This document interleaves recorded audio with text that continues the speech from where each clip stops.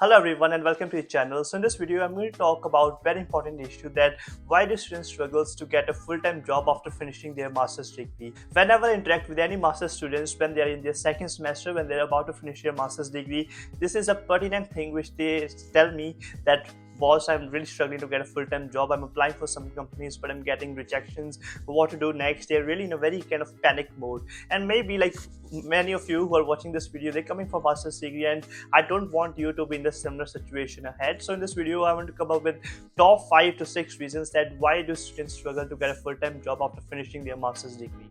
The very first reason on the list is poor time management. Now, the master's degree is only for 1 year. Now, it can be a double-edged sword. Now, doing it 1 year of master's degree can be advantageous for your overall career progression, that only you're spending 1 year in the master's and you get a full-time job thereafter. But also, it can be a double-edged sword in terms of that, you've only got 1 year. So, you have to do your studies well. You need to get that distinction, at least more than 70% of marks. Plus, you need to get a full-time job after the end of it because you're an international student. You've got a limited time of visa and you need to switch to another kind of visa which is called skilled worker visa. So if you stay on skilled worker visa for 5 years, then you get permanent residency in the UK. So that's one of the best alternative to do. So you're here coming for 1 year of masters on student visa, then going for a skilled worker visa. Now I know a lot of students tell me that we've got post-study work visa. Again, post-study work visa is just a backup plan. Your first ambition has to be the skilled worker visa, which is for 5 years, and not for the post-study work visa, because post-study work visa anyone gets it, right? And the ultimate aim of post-study work visa is actually to get a job which can give you the skilled worker visa. So the very first thing is have that mindset shift that you have to focus on the skilled worker visa and not the post-study work visa. And now coming to the time management, that only you've got 1 year, so you have to do this. You have to find a full-time job so that you get the sponsorship to get the skilled worker visa. Another thing is that when you're coming here before your degree to pursue your degree, you're too much focused on the immigration stuff. Okay, well, I've applied for the study visa, let me see when the study visa comes, let me watch some videos on this, let me do this XYZ things, which is fine and it is very natural because I know the immigration stuff is very tedious. But the disadvantage of that thing is that you're too much focused on the immigration stuff and you are not making your CV and the cover letter, which are the most important documents for your job application. Now the thing is you have been busy with the immigration stuff before coming here. Now once you start doing your master's degree in the very first semester, you need to settle in. Now this is a different country for you. You need to settle in with respect to the weather. You need to have a social circle. You need to make some good friends. So it takes like 1 month of your very first semester, and by the end of the first semester you're busy with your assignments, you're busy with the modules which are coming up. Now you move to the second semester when your master's degree is about to getting finished, and the second semester you've got a dissertation or the thesis. So you can see, like, when you come here for 1 year of masters, it is fully packed, and also you're doing part-time job on top of it, so you don't have any time left to make your CV and the cover letter. So once you apply for the full-time job with any CV cover letter which you've made, then you feel like, okay, well, I'm an international student, that's why I'm not getting a job. But it's not like that. It's just that you are lagging somewhere in the job application process, that your CV and the cover letter is not in the UK format style, and you might have not put that much of time and efforts into making that job application. So my always 100% advice is that before coming here, you need to make your CV and the cover letter. And again, you can take my help. I do all these things. It's not because like I do all these things, it's just like it's very important to make a CV and the cover letter, and I can help you out to edit it, to review it, and I'll be giving you my feedback on a one-to-one call, which will be on the Zoom video call. So the link for that will be in the description box below if you want to book that call. But the main thing is you need to organize your time very well. You need to have a good time management.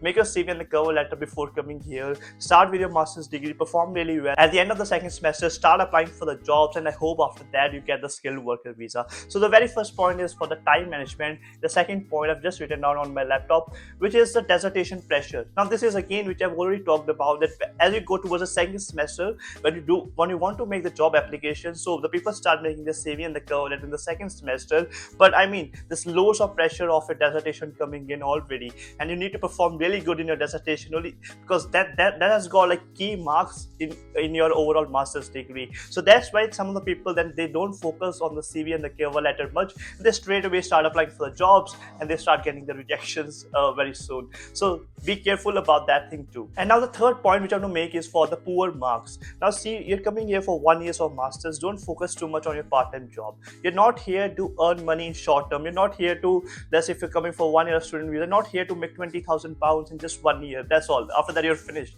What you will do after that? You won't be able to do anything, right? So you need to focus on your studies. So your studies is very, very important over here, and you need to aim for getting a distinction. I'm saying it again and again, but this is really important to get more than 70%. Now I know there are debates like marks are not important, XYZ things, but you're an international student, man. Okay, so I mean we have got like some struggles to face, and also you need to stand out from the local pool of candidates who are applying for that job. And how will you stand out? It is with your marks, with your good CV, with a good cover letter, the way you presented your skills in those job application documents. So it's really important to have good marks in your degree, and every single assignment is important. Some of time you're just like, okay, well, it's 10% of the overall weightage of my master's degree, so I'm not going to focus too much on this particular assignment, so let me just leave it.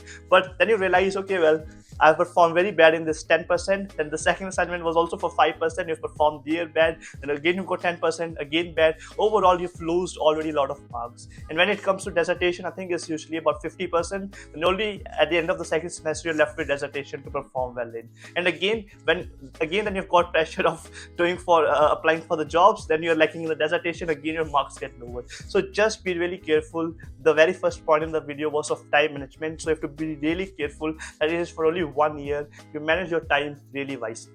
And the fourth point on the list was for poor networking and the connections. Now, a lot of students, as I said, if you focus too much on part-time job, you're going to lack a lot of different dimensions of your study abroad experience, of your international exposure. And the networking and connection is one of that. So you need to focus on having a good reputation with your professor. The very first thing is you're going to have a very good reputation with professor. Anyone who is teaching you, let's say if you've got any doubts in your particular course, make sure you establish that connection. You email them, okay, well, I'm getting a doubt, please can you clarify? And also here you've got something called drop-in sessions where professors are available for that 1 hour of time slot, and anyone can come and ask the question. So make sure you take benefit of that and just not straight away go for part-time job all the time and missing these drop-in sessions, missing to talk to your professor, because this is really important. These are opportunities to start making network. And now why networking is important, you might be thinking, because this professor is someone, so let's say you book a call with me for a CV and cover letter, I give you my feedback, okay, this is how it will look like. Then you can take the same CV and the same cover letter, which is in a very good shape, to your professor. You will be feeling more confident to take it to professor once you've done that one-to-one call with me. So once you take to the professor, then he'll be telling you about more. Well, so he knows well about your industry. If it's biotechnology, he knows well about biotechnology. If it's business management, he knows well about business management. And he would be knowing that what are some of the specific things which you can mention in your CV and the cover letter. So this will only happen if you make a good network with your professor. And apart from this, try going to some of the career events. These are really important. One of my friends was able to get the skilled worker visa because of the fact that he used to go to this career events, and he talked with the HR and the director of the company once he went there, and they just straight away call him for the interview. He cracked the interview, and now he's got the skilled worker visa. So I can't emphasize enough that networking and connection is really, really important. And my last point, and the main point of this video, is CV and the cover letter. This is where I'm finishing up with, because in your job application, CV and the cover letter is the most important thing. With this, I hope this video was helpful. Cheers, bye-bye.